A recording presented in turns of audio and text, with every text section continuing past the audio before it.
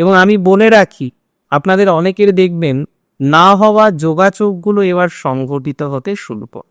যোগাযোগের ক্ষেত্রে সিংহ অন্য সময় এগিয়ে থাকেন, বাট ইদানিং কালে আপনি খেয়াল করেছেন যে আপনার যোগাযোগগুলো কমছে, আপনার যোগাযোগগুলো ততটা হতে চাইছে না।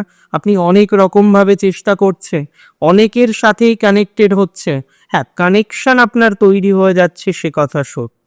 কানেকশনগুলো আপনি তৈরি করে পারছেন বা তৈরি করে ফেলছেন, বাট কানেকশনগুলো বাস্তবায়িত হচ্ছে না।